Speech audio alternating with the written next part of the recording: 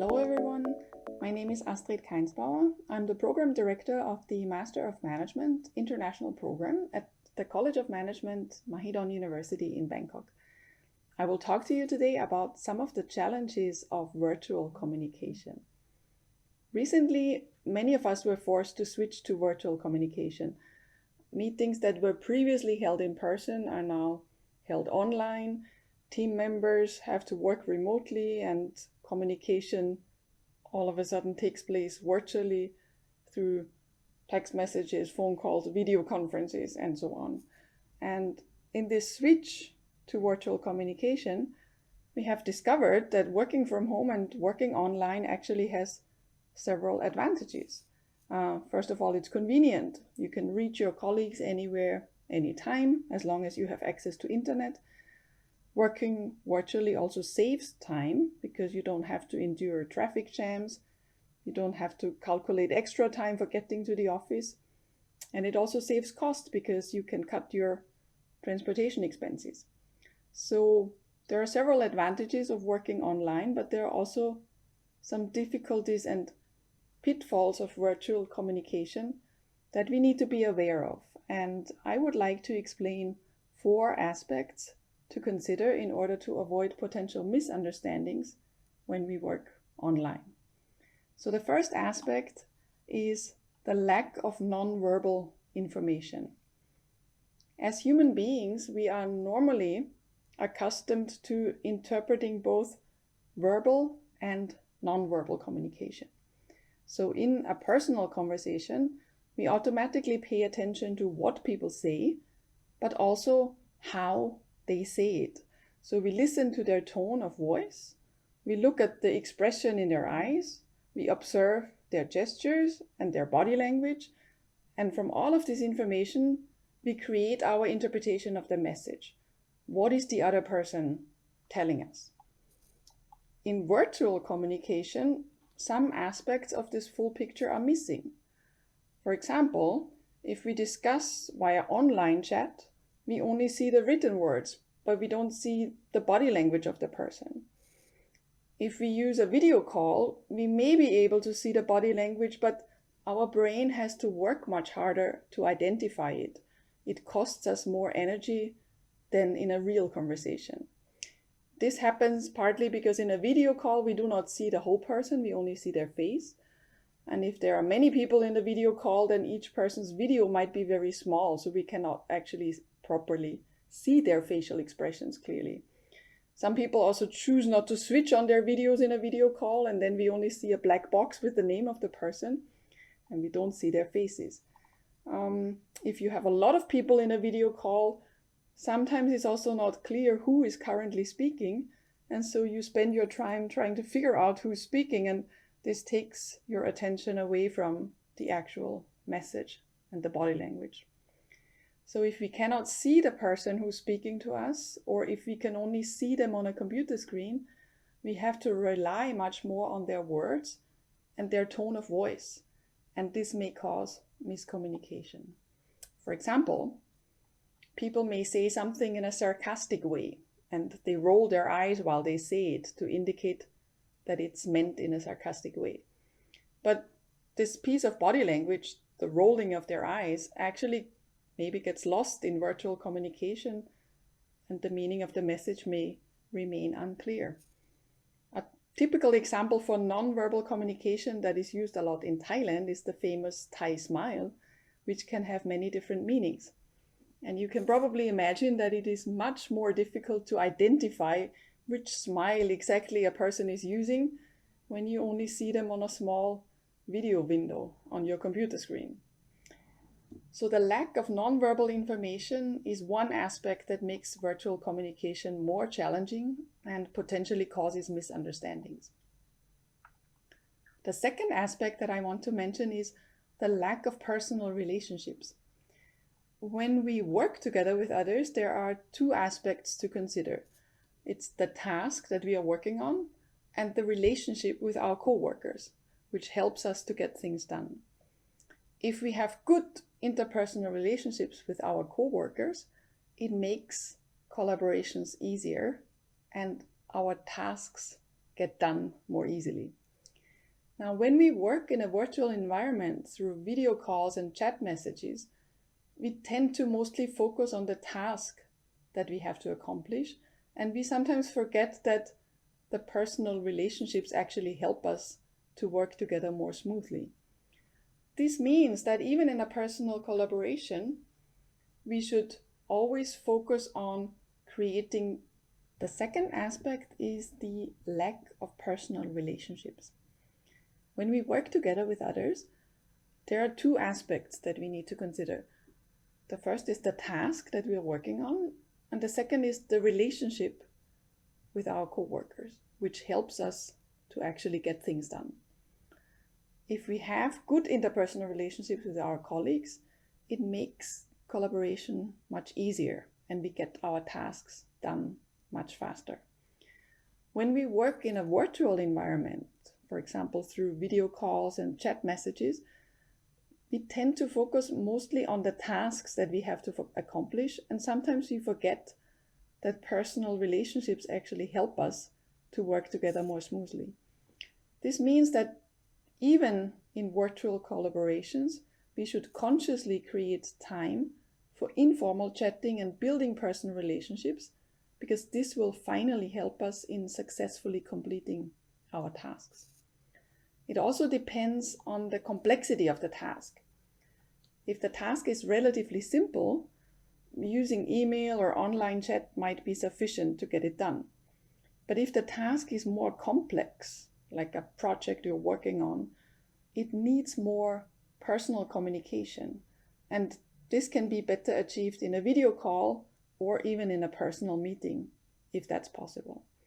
So as a rule of thumb, we can say that the more complex the task, the more you should aim for communicating in person, at least through a phone call or a video call, but sometimes a face-to-face meeting might be the best option. The third aspect, which may cause challenges in virtual communication, is language barriers. If you're working in a team with members from different countries, language barriers might be an issue in your virtual communication. Even if all the team members share a common language, for example, English, they might speak English with different accents, and that makes it more difficult to understand them. This, of course, is also an issue in normal face-to-face communication, but it becomes more of an issue in virtual meetings, such as video conferences, where the sound quality might not be optimal and maybe we cannot read people's lips as clearly as in a personal conversation. To give you an example, if you ever had a phone call with someone in a foreign language, you will probably have noticed that it is much harder to understand people on the phone than to understand the same person in a face-to-face conversation. This is because we understand messages from listening to the voice, but also from reading people's face. And that's more difficult in virtual communication. And so that makes foreign language phone calls more difficult to follow. Language barriers can also easily lead to feelings of isolation and frustration when working virtually. For example, if your foreign language competence doesn't allow you to understand easily what other people are saying or to participate fully in online meetings, this may be very frustrating for you and make you feel isolated, especially when you're working from home by yourself. The fourth aspect, which might be challenging in virtual collaborations, is cultural misunderstandings. When working together with people from different cultures, there's always potential for misunderstandings. If you have to work with them virtually, these misunderstandings may come from the way people act and react in virtual meetings, and also it comes from the way people interpret situations. For example, some cultures tend to be more straightforward in their communication style. Other cultures are more indirect and communicate things in a more implicit kind of way. In Thailand and in many other Asian countries, people tend to communicate more indirectly, often use body language to express their message. A yes doesn't always mean yes, and it really depends on the body language of the person to interpret it correctly. In virtual meetings, this may be more difficult because we may not be able to interpret body language accurately, and some information might get lost or maybe misinterpreted. We may not be able to judge whether the yes that your colleague said was a real yes or a reluctant yes or a polite yes, which actually means no. And cultures may also differ in the way that people see themselves. Do they see themselves more as individuals or do they see themselves more as part of a group? Cultures may also differ in the way that they respect hierarchy. So, for example, team members from individualistic and less hierarchical cultures, such as the United States, for example, may be more outspoken in virtual meetings and have strong individual opinions because their culture is more individualistic. Team members from more collectivistic, group-oriented cultures with a strong respect for hierarchy, such as Thailand, for example, may be more reluctant to speak up in meetings. They maybe look for the leader first to voice an opinion, or they look for opportunities to discuss informally among team members first before they share their opinion in a meeting. So if you are the one who's leading a virtual team meeting, you need to be aware of these cultural differences and try to create a balance. Make sure that some team members are not overly dominant or other team members remain totally silent in the meeting. So let me summarize. We have identified 4 aspects that may lead to miscommunication in virtual settings. The first one was the lack of nonverbal communication. The second one was the lack of interpersonal relationships. The third one was potential language barriers. And the last one, the number 4, was cultural differences. So what can we take away from all this? How should we handle virtual communication? First of all, I would say start with a positive attitude towards virtual communication. Try to see the positive side of it, and this positive, open-minded attitude will already help you in overcoming some of the difficulties. It also helps to simply be aware of the potential misunderstandings and actively try to avoid them. You can do this, for example, by being more explicit in your communication.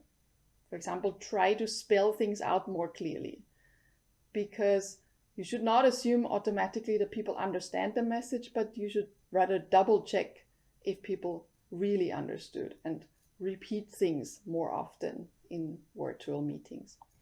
If you organize a virtual meeting, also make sure that the goals of the meeting are clear. Prepare an agenda, distribute it before the meeting so that everybody knows what to expect.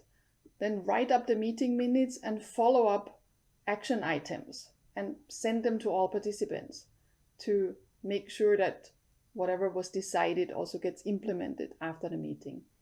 This kind of written summary helps to avoid misunderstandings, and it also helps to avoid misinterpretation that could be due to using foreign languages in a meeting. While you're in an online meeting, make sure to focus and do not multitask. So for example, answering emails while you're in an online meeting will for sure distract your attention. So try to focus on your meeting. If possible, use video in your online meeting so you can see each other, because those facial expressions will give you feedback about the flow of the communication. I would also say try not to overuse video calls, because video calls are quite tiring. Some tasks can get done more efficiently via email or via chat message, so not everything needs a video call. If you are in a virtual meeting, also make sure you listen to all team members. Some participants are more outspoken than others. This may be a cultural aspect, or this may be an aspect of their personality. And there are some participants in virtual meetings that might be hidden or easily overlooked because they are silent and don't contribute. So make sure you listen to all your members in your virtual meeting and don't overlook anyone. Also make sure to keep everyone in the loop. Follow up with team members in one-to-one conversations to check their understanding, listen to their comments, make sure that they received all relevant information. As I said, sometimes in online meetings, it's difficult to overlook people, and we need to check up with everyone in one-to-one conversations. See it as an opportunity to improve your virtual skills. So using online technology, new software, learning new tools, that's a skill, and it will also increase your employability in the future. So see it as an opportunity. And my last tip would be, do encourage face-to-face meetings from time to time, if possible. It helps to avoid social isolation. It improves communication. It also helps with your personal relationships, which eventually will help you to get things done. I hope you found this podcast useful. Thank you for listening.